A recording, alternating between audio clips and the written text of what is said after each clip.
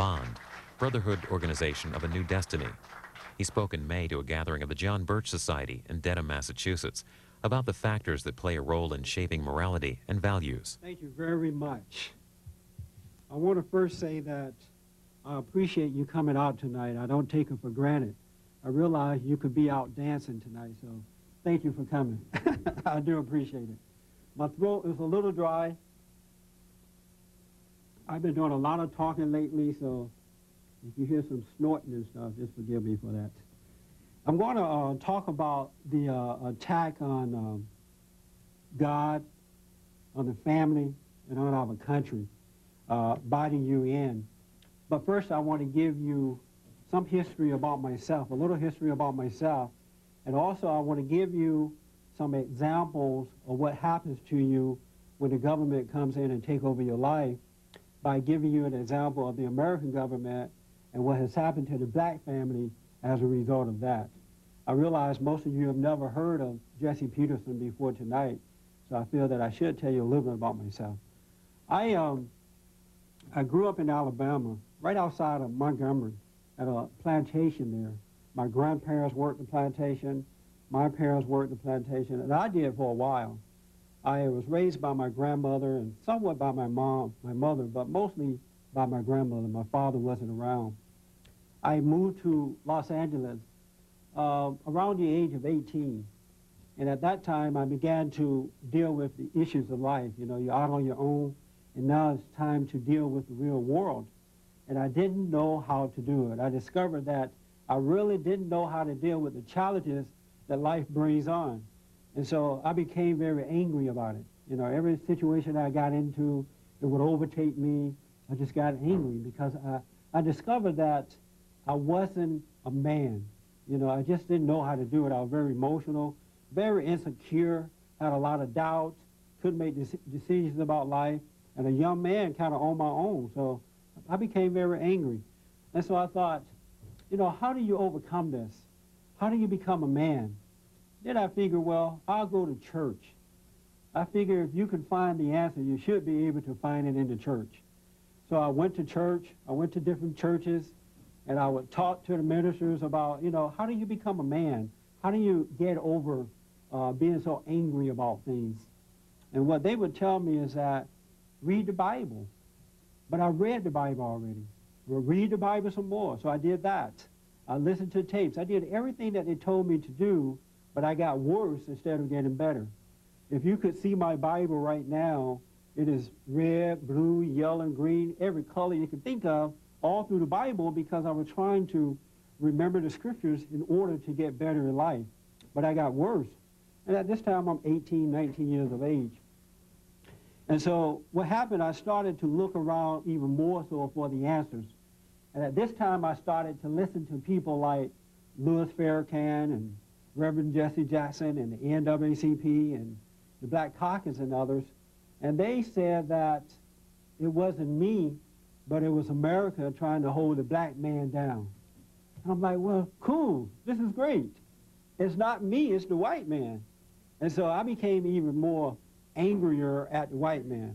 I started to resent the white man because I couldn't understand why he was trying to hold me back, you know. I couldn't help the fact that I was black, and so I became very angry and resentful toward the white man. But what happened as a result of becoming angry, as we all know, when you judge, when you resent others, it comes back on you. You know, what you put out comes back at you. So I nearly destroyed myself. My self-esteem fell to an all-time low. I couldn't see clearly anything because that hatred was destroying me. And to make a long story short, I ended up on, you know, drugs and things like that because that void I had, that emptiness that came from resenting, that came from anger, it just destroyed me from within. You know, and I thought that if I could, you know, smoke some grass or do some drugs or have a lot of sex, that I can get rid of it. It didn't. I only got worse. Only got worse. And so I'm still looking for the answer. You know, why can't I be a man? Why can't I stand up? Why can't I deal with life in the proper way? Then one day I heard, well, America owes you something. You know, you've been enslaved. It is time for payback. So what you can do, you're a black man, what you can do is go down to the welfare office and let the county take care of you, you know, because you're black. They owe you something. So I went down to the welfare office, and at this time, if you were on drugs, it was considered a disability. And so I went down to the welfare office, and I said to them that, you know, I'm on drugs, and I can't work. And so they said, fine, that's good. So they sent me down the hall to a doctor that was right there in the building. He asked me a few questions. I told him, yeah, you know, I'm on drugs and I can't work. So he wrote up a little order for me. I took it back to my social worker. And she gave me $300 a month in cash, $100 in food stamps, medical coverage, you know, everything. All my needs was met. But what I noticed is that as the welfare was taking care of me, I got worse. I didn't get better, because if you notice that when someone takes care of you, it seemed to take away your self-esteem. You become subject to the people that are taking care of you. If you doubt me, just think about your children. You know, if you spoil your child instead of teaching them to work and be responsible, when they become of age, when they're like 18, 19, they can't even leave home because they have not developed that character to go out on their own, and now they get angry at you when you try to put them out. Do you notice that? They don't want to leave because they don't know how to take care of themselves. Well, it happened to me that way. I just couldn't take care of myself. And so finally, to make a long story short, I'm not telling you about the drug thing because I'm proud of it. I am really embarrassed by it. You know, I think that it's awful that I had to go that way, but it happened that way. So finally one day, I'm sitting in my prayer closet. I had a tendency to pray to God a lot because I wanted him to help me. But prior to this particular day, whenever I prayed to God, I was always begging for a wife. Please, Lord, you know, give me a wife, give me money, bless my mama, bless my daddy, you know, always begging for something, vain prayer. But this time, I wanted to understand myself. You know, I wanted to know how to get over this, how to become a man, how to love what is right and live by that. And I just want to make a pinpoint right here. The most powerful thing that a person can do is to know yourself. Know thyself. When you know yourself, it changes everything. Most people don't know themselves. They don't know. If I ask 3 people in this room today, what type of person are you? 2 of them would say, you know, I don't really know. I've never really thought about that. I don't know who I am or what I am. And the 3rd person would say, oh, I'm a good person. Well, whenever a person say that I'm a good person, hold your wallet. You're going to be ripped off. Really. Run head for the hills. When you meet a man or a woman in a dating scene and they say, well, I'm a good person, do not marry that person. You're going to have hell for the rest of your life. Because no man is good. It's God that's in man that is good. You know, the man himself is wicked. That's why we must be born again. We're going to talk about that a little later. But I'm sitting in my prayer closet and I'm wondering, what is wrong with me? And at an instant, right away, I was able to see that I resented my parents. I was angry at them. I had judged them. I resented my father because my father wasn't around to guide me and show me the right way to go. He wasn't there to, you know, to teach me the issues of life. And inside of my body, I remember all of my life as a little kid growing up, I have always yearned for my father. That emptiness that I felt, I knew it was for my father. But he wasn't around, so I was angry about that. And then I was angry at my mother because she resented my father. You know, she didn't want to talk about him. She didn't want to mention him to me. And I was angry at her about that. And I'm sitting there wondering what is wrong with me. And I saw that that resentment for my parents had held me back in life. Because when you're angry, you can't see clearly. You know, a good example of that in a couple, you know, 2 people dating, or 2 people, you know, married. Let's say you're married to your wife, a husband married to his wife. He wake up one morning, and prior to this morning, this woman is the best woman in his life. You know, God gave me this woman, thank you, God, kind of a deal, right? So he wake up one morning, he says to his wife, oh, honey, get up and make some coffee for me. No, you make your own coffee. I'm not getting up and doing it this morning. I'm not going to make it. And right away, he get angry at her. And the moment he gets angry at that woman, she doesn't look the same to him anymore. Now he wonders, how in the world did I end up with this person? Because his anger causes him to see her in a different light. That's why it's so important not to judge. Be honest, speak up, but don't hate, because it blinds you from reality. And it happens all the time to people. So when I realized that I resented my parents, I had to go and apologize, and I did. And for the first time, my mother told me things about her life, and exactly what she did to me happened to her. I never knew that before that. This time I'm about 30 years of age, 30-something, and I never knew anything about her life. And I realized that this thing is being passed on generation after generation after generation. It is a spiritual warfare between good and evil. It is not black and white. We have been lied to when people tell us black people hate white people, and white people hate black people. It is a spiritual thing between good and evil. And evil is on the outside of us, inside of others. And when we hate people for what they are, it gets inside of us, and it changes who we are, and we become just like them. I hear a lot of guys telling me all the time, I married my mother. How did this happen? And I'm trying to get away from her, and every woman I get involved with is just like mama. How did that happen? And that is because he resented his mother, and that same spirit that is in her, that same identity that is in her, is in every woman that he get involved with. He can't get away from it. That's why he must forgive first. So I wake up to this reality, and when I forgave my parents first, God forgave me, and I have not been the same since. Prior to this, I was insecure. I had doubt. I had fear. I had worry, insecure, everything you can think of. I couldn't make decisions on my own, a very weak person. But when I forgave them, God forgave me, I was able to see. Now, I don't feel like a macho man, but I don't have fear anymore, and I can see clearly. I can now see and I understand the warfare that is going on.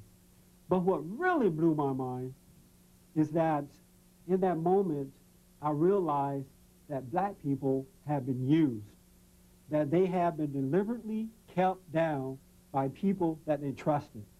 People like the Reverend Jesse Jackson, the NAACP, the Black Caucus, the ACLU, who hate America, the National Organization of Women who hate men, the radical homosexual group, the Democratic Party. They keep blacks down in order to use them to destroy America, to gain power, to gain wealth. And I had not seen that before because I was so angry.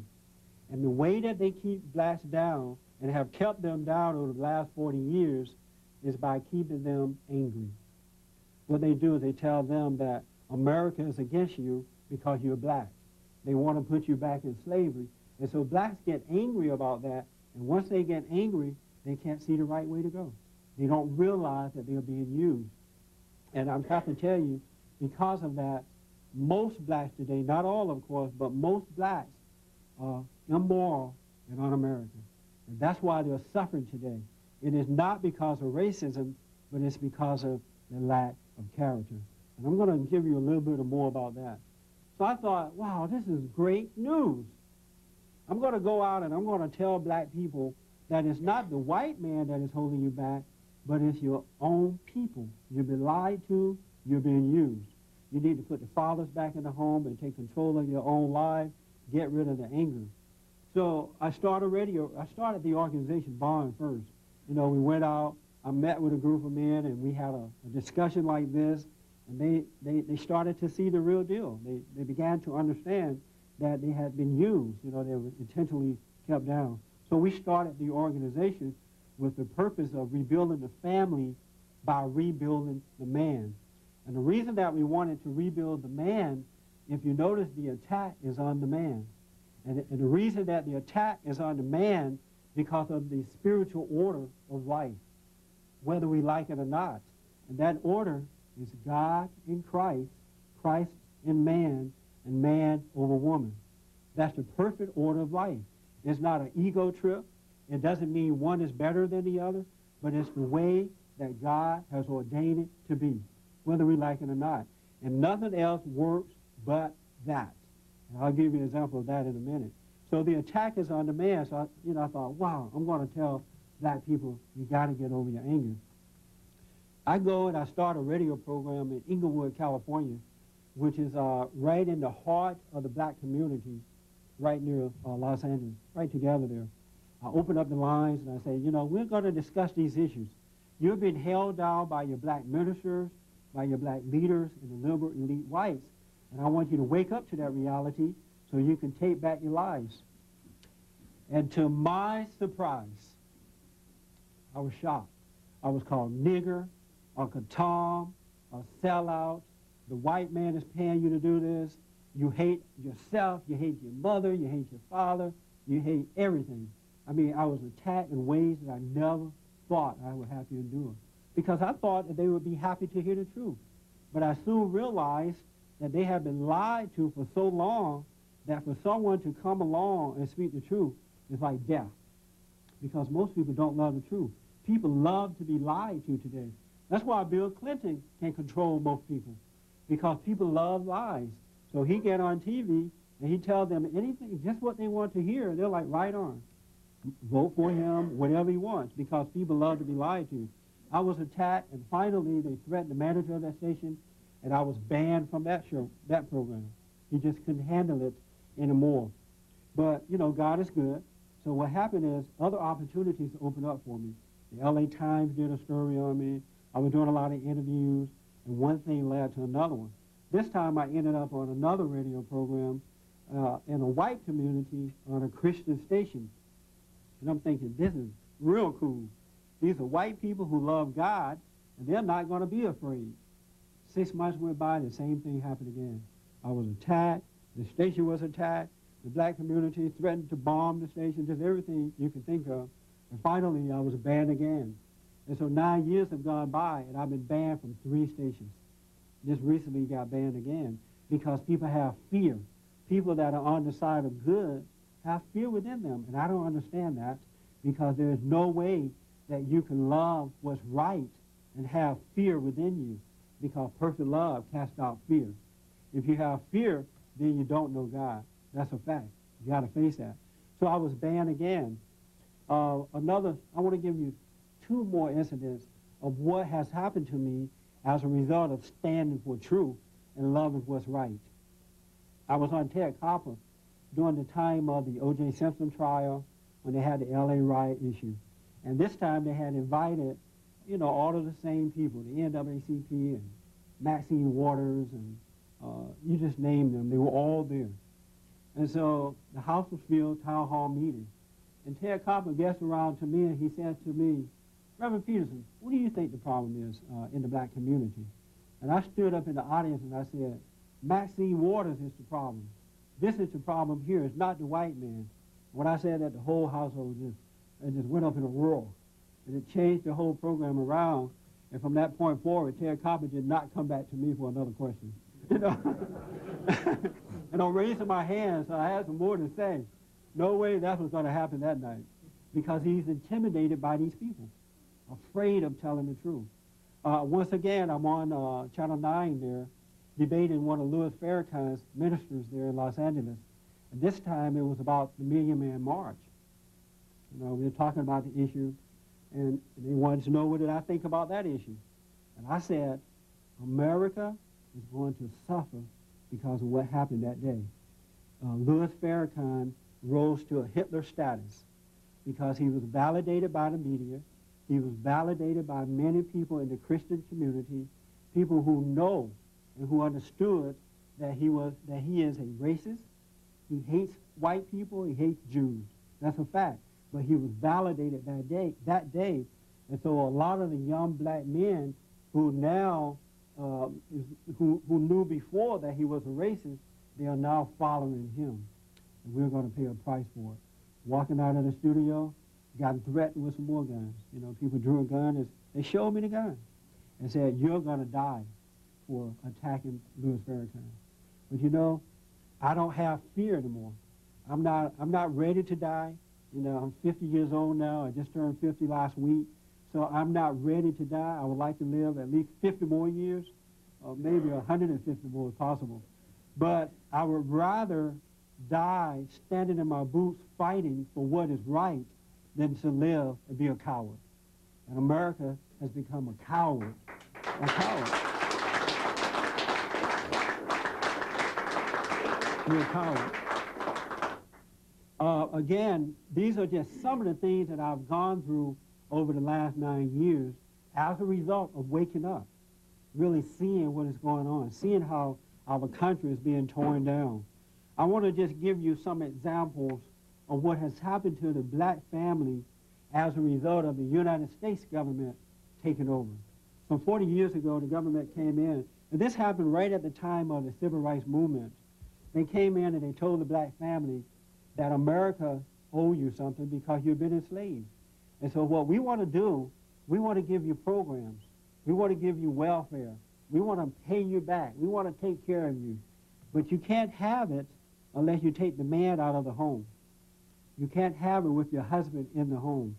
And so they took the man out of the household. And again, when you take the man out, the government can take over, because when you take the man out, you take out the light of the family. You take out the head of the household, and when you remove him, there's no hope left. So the government took out the man, and 40 years have gone by, and the warfare between the black man and the black woman surpasses my understanding. The black woman hates the black man because he's weak, and he hates her because she's angry. They can't deal with one another, and it's a disgrace to our nation. The man is totally wiped out. Now, there are a lot of men who are on the streets, on drugs, but there are many that are walking around in suits every day, looking like they're real men. They're not. They cannot handle their woman because they've been separated for so long, and there's so much animosity there, so much anger. The government separated the family, separated the man by taking him away from his family. A spiritual warfare between good and evil. And if you notice, the attack is on the man. And that's not by chance. It is because of the order of life. They're always trying to make the man look stupid. Look at the TV programs and look at the movies and things. The man is the one that's always looking like he's dumb, looking like the silly one. They are doing that so that they can disgrace him, you know, so that his wife and his children will lose respect for him and turn away from him.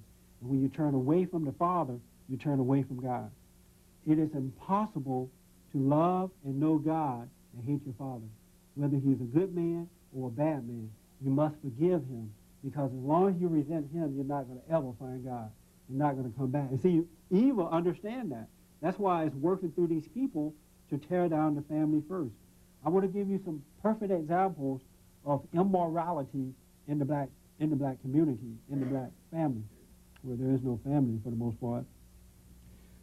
When I was growing up in Alabama, when a young girl would get pregnant or have a baby out of wedlock, it would be an embarrassment to the family. She would have to go in hiding for 9 months. You know, you thought that she went on vacation or something, because the family was embarrassed about that. You know, they had shame when someone would do something wrong. Now, if a young lady gets pregnant out of wedlock, it is celebrated. They have a baby shower. They make announcement as though this young lady is married. No shame at all. No God. No shame, no God. No conscience. No self-awareness. Today, if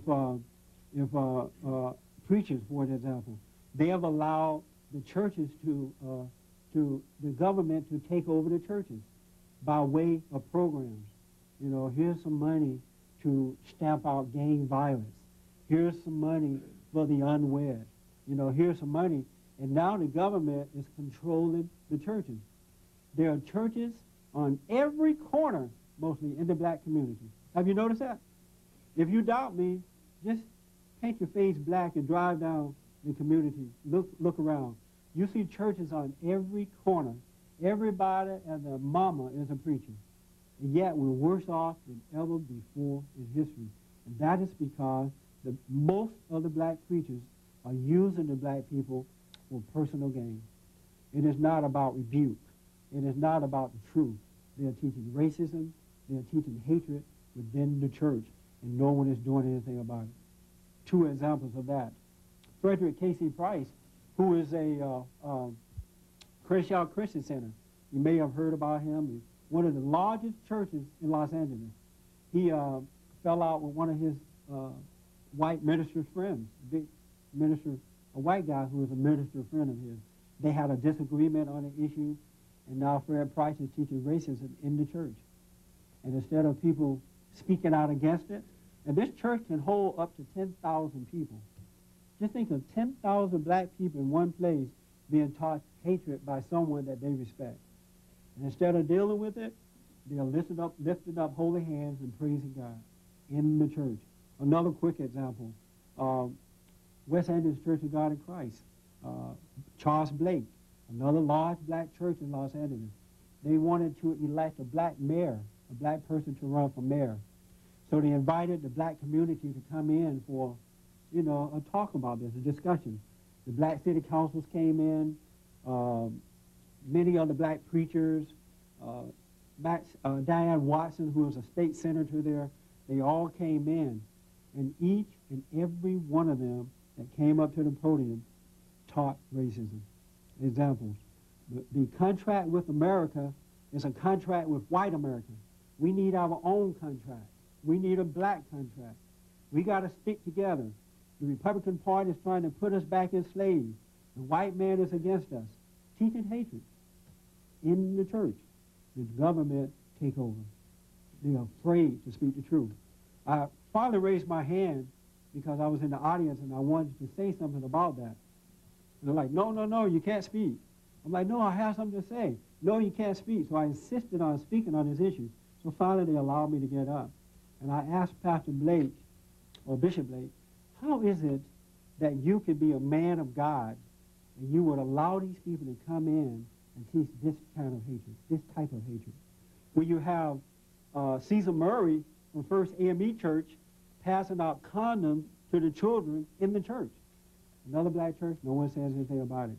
And he said, that's why I didn't want you to speak. There's always a troublemaker in the audience. They don't want truth to come out, controlled by the government. These are some of the examples why we are suffering in the black community. It is not racism. It is the lack of character and the hatred for America. They have been turned against our country. That's why they call themselves Afro-American. Have you heard that lately? Yeah. Afro-American, because if their allegiance is to Africa, then they hate America. And that's how Jesse Jackson and others want it to be. They don't want them to love the country, because if these people should wake up, they would have to go and get a job. Jesse Jackson would be out of work today. So they need these people. They need them to keep down. The Democratic Party would end today if black people were to wake up. Blacks are in a perfect position right now to turn this country around for the good. But they're so angry that they can't see that. They don't see because of their anger. Another quick example of the government taking over. You would have to be blind, crippled, and crazy to send your child to a public school today. Really. You would have to wake up in the morning and think to yourself, you know, I hate my child. How can I punish them? You know, what can I do today to bring on suffering for my child? Oh, I know, I'll send them off to school. Really, you would have to hate your child to send them to a public school. First of all, we all know they have taken God out of it, out of the school. No God at all. But another thing that has happened, especially in the Los Angeles area, there's a program called Project 10 that has been in the school system for 10 years. And they have taught our boys and girls that homosexuality is normal. That is normal. And now the kids who disagree with that lifestyle, they can walk into a bathroom and they catch two boys making out or two girls making out. And the girls are hugging and kissing on campus, and the boys are hugging and kissing. And when the kids that disagree with that lifestyle, when they disagree with that lifestyle, they have been punished for it. They're called homophobes, and they've been, you know, made to feel bad about standing up for what is right. But they don't have anyone there to protect them. The father's wiped out, and the mother can't handle it. The public school system is screwed up today. we need to, I mean, we need to really just abolish the public school system. It is a sin before God, to be honest with you. And if you notice, Jesse Jackson and others are in favor of the public school system. They think that it's okay for blacks to go there. But yet, Jesse Jackson and others send their family, their kids to the best schools. Their kids have a father and a mother in the home. They get the best jobs in town. Now, if the white man is holding blacks back, why is it that they're not holding these blacks back? Blacks can't even see that because they're so angry. Anger prevents you from seeing. We got to overcome the anger. That's why when they come after us, you know, the Maxine Waters and the others, when they come after us, if you notice what they do, they try to intimidate us first. You know, they call us names because they don't have right on their side. The only thing that they have on their side is intimidation. They try to get you angry. And once they get you angry, then they can control you. Have you noticed that? I'm going to give you a quick example of that. Did I give you an example of anger already? The husband and wife thing? About how she controls her man? She can get what she wants from him? I didn't tell you that yet, right? Okay, let me tell you that, and then I'll move on. I just want to show you. I like to bring it home to you because if I can get you to see, I promise you, you'll change. It won't take long, and I'll just show you.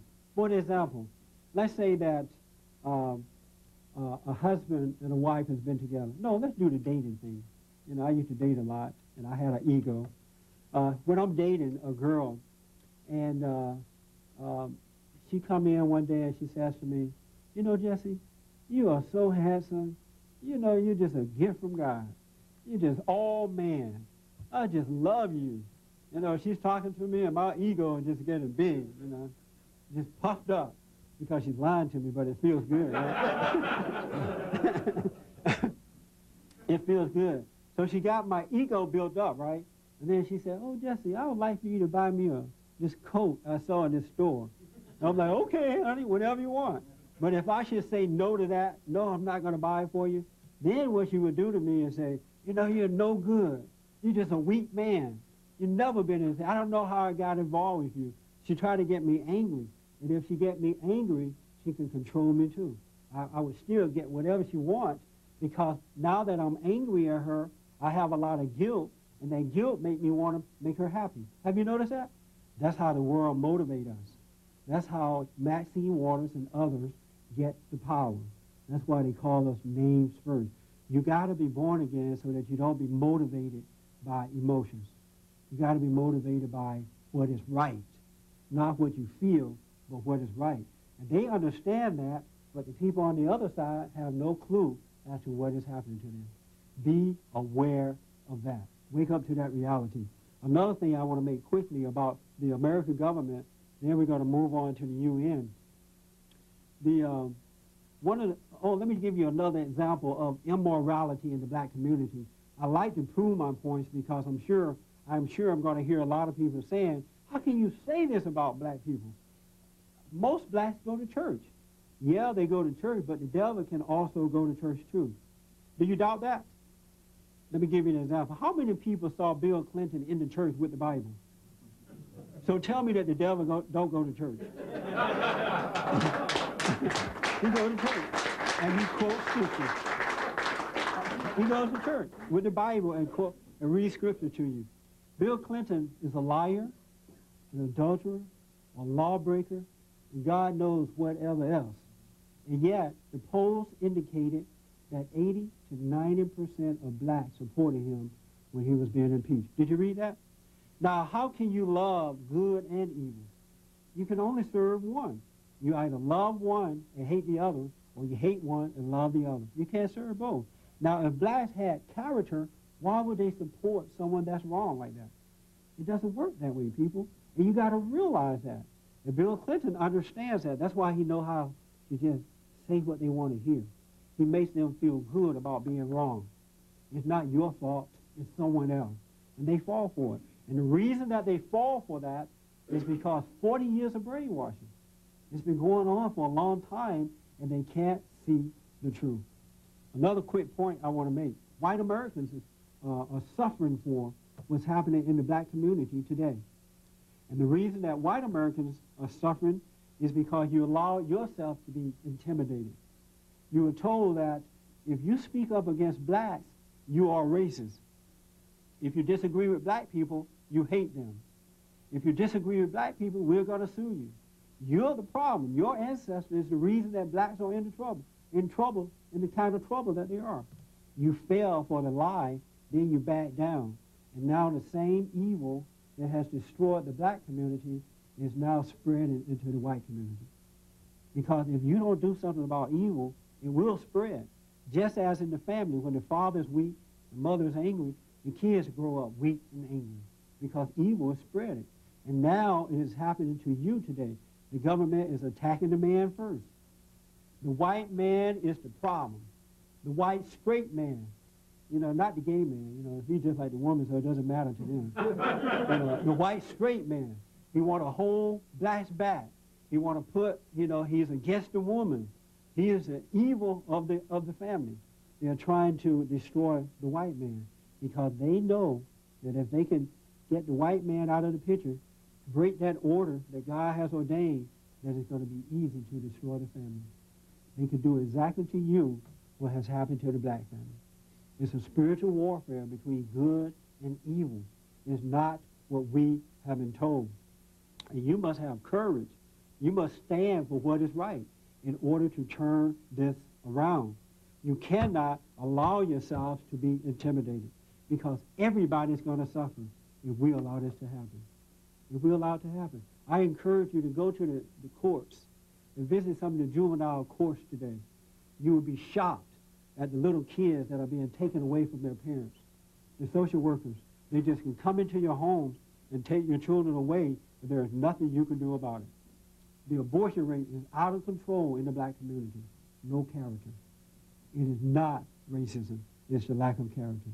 Now, this is the American government that we're talking about. We can vote this government out. If we don't like someone, we can go to the polls and just vote them out. Sometimes. We tried to get rid of Bill Clinton. We didn't succeed at that. But for the most part, we are able to vote them out. Now, if the United Nations should come in, there is no way at all that we can vote them out. Whatever the laws are, we have to accept it. We have no say-so at all. There are so many issues that I want you to be aware of, but you got to be aware. Let that sink in your mind that you have no voting power at all. We're suffering right now with the right to vote. Oh, let me just pinpoint something. I want to beg you. I want to plead to you. Do not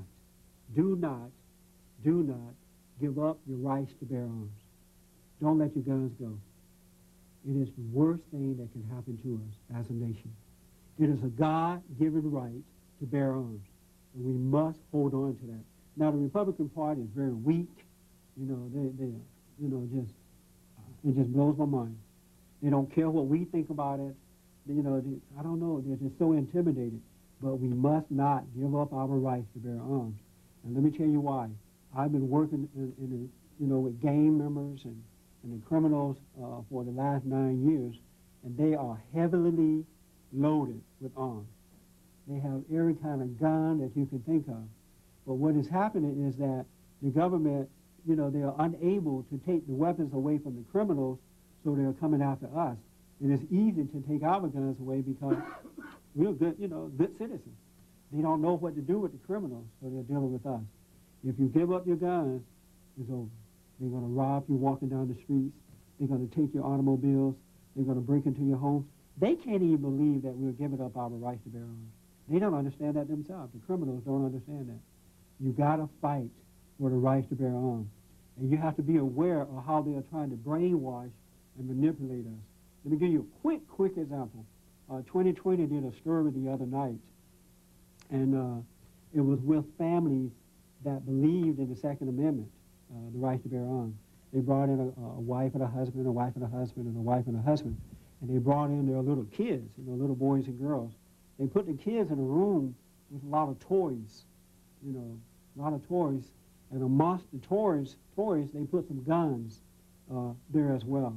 And so the parents was able to look into the window to see what was going on. So they said to the mothers, do you think that your son is going to play with the gun if he should find it?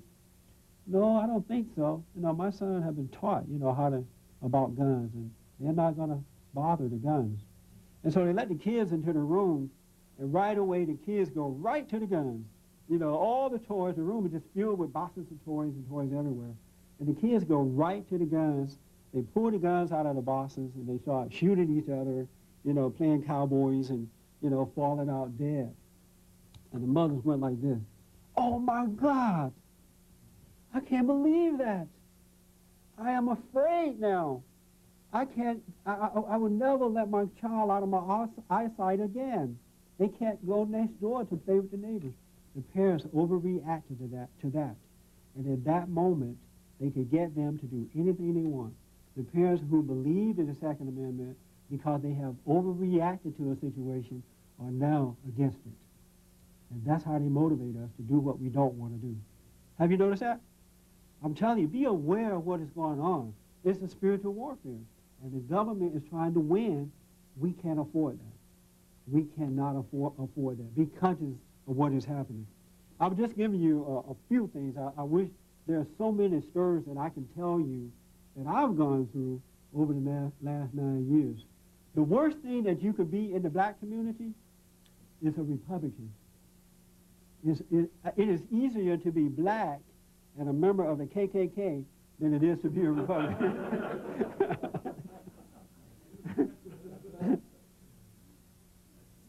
It is easier because they have been taught for so long that the white man, the white Republican Party is against them. But it's just hatred being taught. The United Nations. The United Nations had a convention on the rights of the child. Now, I want you to remember that we cannot vote these people out.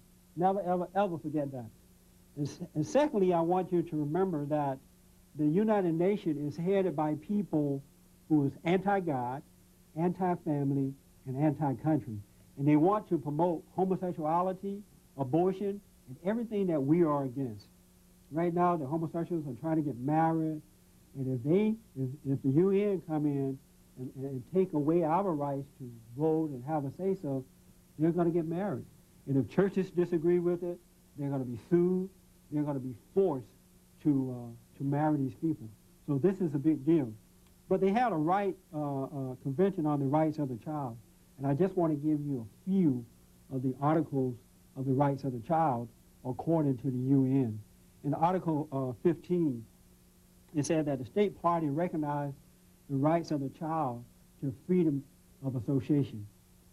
And what that means is that if your son or your daughter decides that they want to be a member of the Crips or the Blood, have you ever heard of them? Okay. Are they here yet? Are they in this town yet? If not, they're on the way. Yeah, I bypassed them on the way here. They're coming.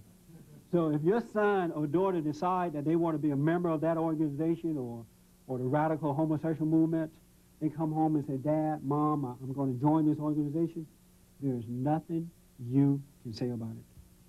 Nothing you can say, because the UN say that they have the right to do it, and you have no rights as a parent. Another issue, and this is already happening with the American government, especially in the black family.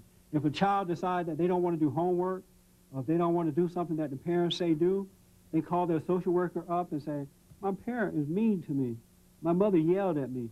The social worker can come and take them out. There's nothing the parents can say about it. Another one is Article 13 said, the child shall have the right to freedom of expression. The child shall have the right to freedom of expression. Let's say that your son or your daughter decides that they want to read sex magazine. You know, Larry Flint. That's his name? Larry Flint? Larry Flint. You know, they get one of those magazines, or they want to look at those videotapes. They bring them home and say, you know, your little 12-year-old daughter or son, oh, look, Mom, what I have. I'm going to read about sex today. No, you can't do that. But I can, Mom. No, you can't. The UN say I can, and I'm going to call my social worker if you disagree with me. You have no right. And just think about this. The warfare between good and evil. They are tearing down the family. Destroy the father, the rest is evil. It's easy and evil. The rest is evil. The rest is evil. It keeps coming out of my mouth. We need to be aware of that. Another thing about the United Nations is Article 16 says, no child shall be subject to arbitrary or unlawful interference with his or her privacy. Your child have the rights to privacy, meaning that, let's say that your son bring home some cocaine. Everybody's familiar with cocaine, or alcohol. They take it up into their room, and they want to smoke it or drink. And you walk upstairs to see what's going on, and they hide it under their bed. You knock on the door and go in. What are you doing, son? Oh, nothing. You do not have the right to look under the bed or in the closet to see what they're hiding. Because the United Nations say your child have the right to privacy. That is wickedness. I mean, are you like blown away by this as I am? This is in America. Do you know that most people don't believe that this can happen? When I first heard that our government would be taking children away from the parents, I said, oh no, that's not true. That could never happen in America. It is happening today. Every day. I deal with kids every day, and it is happening every day. I want to give you one last one. And this one is as important as anything else. In Article 9, a child shall not be separated from his or her parents against their will, except when a competent authority subject to the courts determines. So if a judge or a social worker decides that your child can be taken away from you, it can happen. I'd like to give you an example of that with our American government. I work with a lot of young boys who, you know, when they turn the age of 13 to 14, the mother can't handle the child for the most part, especially the boys. So they call us up, and we have an emancipation program where we take the boys in and we, you know, put them to work and show them how to go to school, and we have a good environment for them. Well, we also do the same thing with a lot of boys who are in the juvenile system, you know, juvenile hall. When they get out, we bring them into the program, but we first have to go to court in order to get the court to okay this. So what we do, we invite the parents to go to court with us so the parents can tell the judge, I want my son to be a part of this program. But 9 times out of 10, when the parent go to court to tell the judge said, well, I don't want to hear from you. I want to hear from your social worker. Well, you know, what's the opinion of the social worker? The parents cannot say anything. It's the social worker make the decision. The parents have no rights at all. This is in America. We're talking about America, not Russia, in America. And so, in the social worker, God forbid if your child should come under the authority of the social worker. Most of them are angry, perverted, impatient. They yell at the kids. They curse at the kids. It is the environment that the social workers put the kid in is worse than they could have at home. I'm telling you, I wish you would go out and meet some of these social workers. It is just absolutely amazing. The foster homes are screwed up. These children are being molested. They're taken out of their homes when they're little kids. Most of them don't even remember their parents for no reason at all, simply because the social worker decided that something else was better. The United Nations want to do the same thing. They want to take away our children. Tear down the family, and you can do it. They want to brainwash our children. The destruction of the family. UNICEF, United Nations Children Fund, said that every child is our child. Not yours, but theirs. And so I wonder, is this what Hillary Clinton meant when she said to take a village? This is the village. Isn't this amazing? This is happening in America. The churches are screwed up because they sound like the government. The family is screwed up because the man has been destroyed. There's no principles anymore. We're losing it, people. We need to wake up to this reality. We still have time to change it. I'm going to give you, in a few minutes, ways that we can turn this around. We're in a nosedive, but we can turn it around, all right? But let me first say to you that when I read the history of the forefathers, not the history that has been taught or is being taught in the public schools today, but when I read history for myself, what I discovered about the forefathers is that they loved what was right first. They believed in their hearts, and they lived by that, and they believed in the scriptures.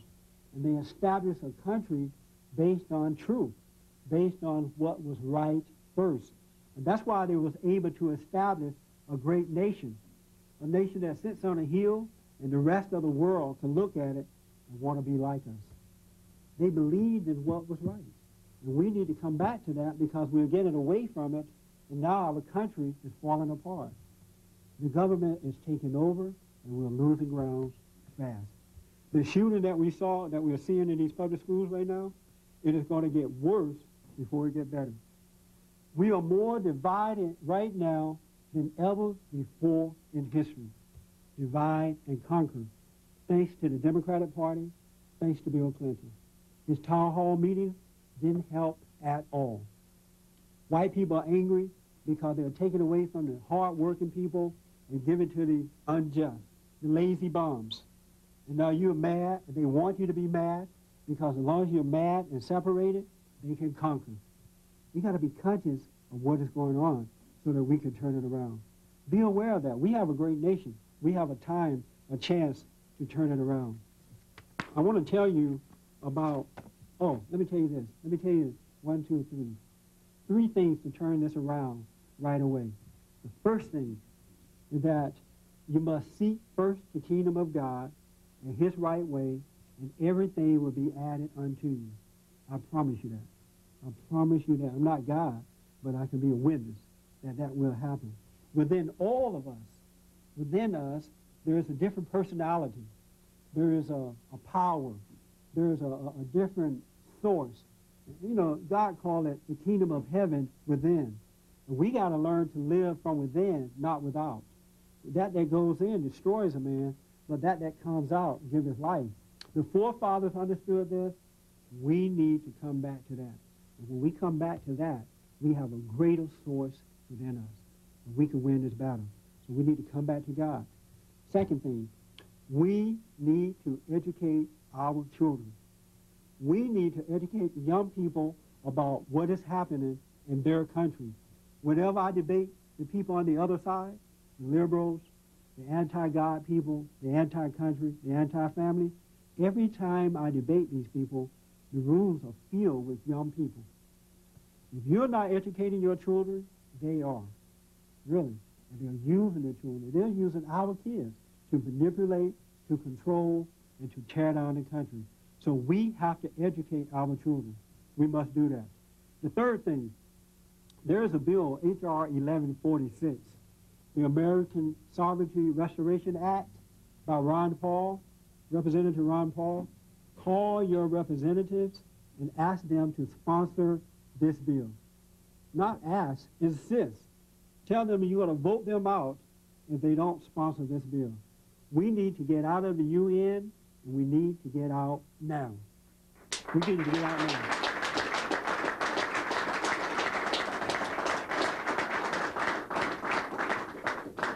We can't afford to stay there any longer. Honestly, we need to get out of the UN right now.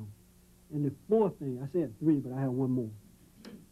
Tell the truth. Tell the truth. Be honest. You know, we have a responsibility to love our enemies as ourselves, to love our neighbors. And love means telling the truth. Now, people are not going to always love the truth, but if you just tell them the truth and walk away, don't argue with them about it, don't try to prove it, you know, don't get into a heavy debate. Just tell the truth. And the truth is sharper than a two-edged sword. And when you walk away, when you've gone away from them, they're thinking about what you've said. Because the truth will work on your behalf. The forefathers understood that. That's what built a great nation. That's what it's going to take to turn it around. If they call you racist, if they say you hate me or hate someone because they're black or because they're homosexual or because they're killing babies, oh, can I tell you a quick story about an abortion issue? Quick one. Quick one. We have been involved in the abortion movement, and I've tried to get the black churches to get involved. They will not because, well, there are women in the church that believe that it's a woman's right to kill a baby. Or, you know, I don't want to offend anyone. I hear it all the time. They won't get involved. Same thing with the homosexual issue. But I was on the abortion line one day, and there was a young girl by the age of 13 to 14 who was coming in on a Saturday to have an abortion. And this girl was like 6 or 7 months pregnant. You know, you can really see that she's pregnant. So she's on her way into the clinic. I stopped her and talked to her for a minute. And I said, you know, you don't have to have an abortion. We would adopt the baby for you. And when she said, well, it's too late now. I'm like, why? Well, I went into the clinic on Thursday, and they injected a saline solution into my womb. And they told me it wasn't going to be a big deal, just a fetus. It's not really a baby. You're not going to feel anything. And so they injected the saline into her womb. And for 3 days, she felt her baby kicking for life, fighting for his life. Inside her womb, the baby just fighting for his life for 3 days. And on the 3rd day, the baby died. And she said that when the baby died, it just blew her mind. It put her into a depression that she would never be able to overcome. Now, that's just one example of what is happening as a result of government takeover, no father in the homes, no character. Abortion is running rampant in the black community. The abortion clinics are everywhere.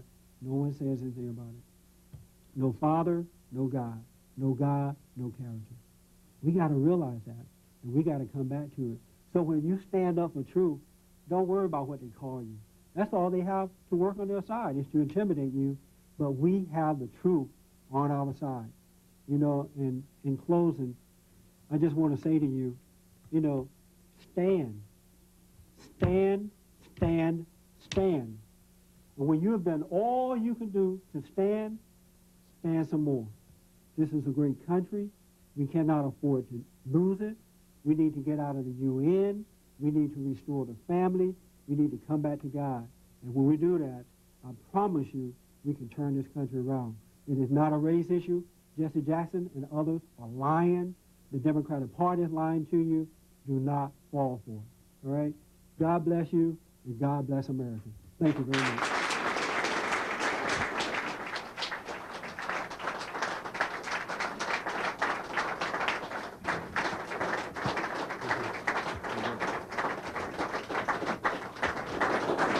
Thank you very much, Reverend Peterson.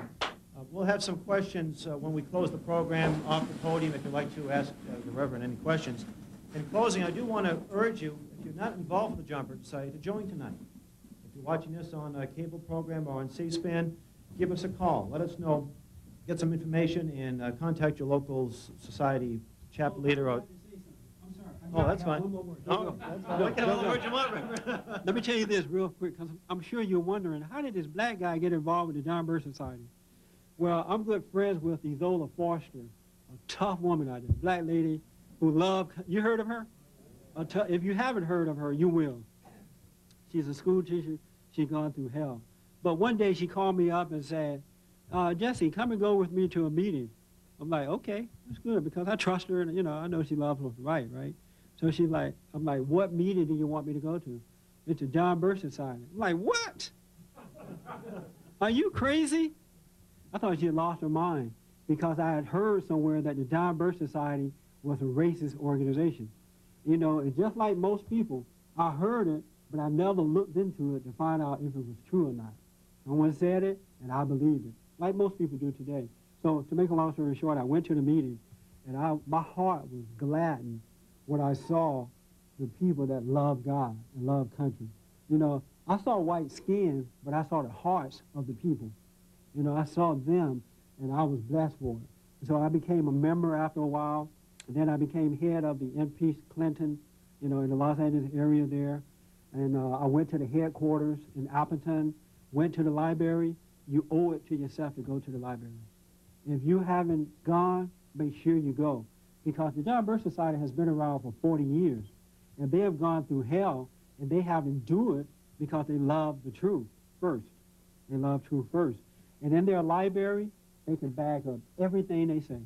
They don't just throw things out and can't prove it. Everything that they say, they can back it up.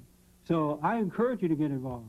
I encourage you to send out information to your black friends. I'm sure some of you have black friends, right? You don't have to put your name on it. Just send it to me. Put your name on it. Yeah, put my name on it. I can hand it to him. But Because I've been a member now for about 3 years, and when my black friends and family heard that I was a member of the John Birch Society, they thought I had lost my mind. It was bad enough when they discovered that I was a Republican, right? But a Republican and a Birch member. But I gave them information on the organization. They are reading about it, and their minds are changing because they are looking into it. So get involved and tell people about it. Thank you. I'm sorry about that. You did a bad job on eyes. So, ladies and gentlemen, I want to thank you for coming, and may God bless you. Good night.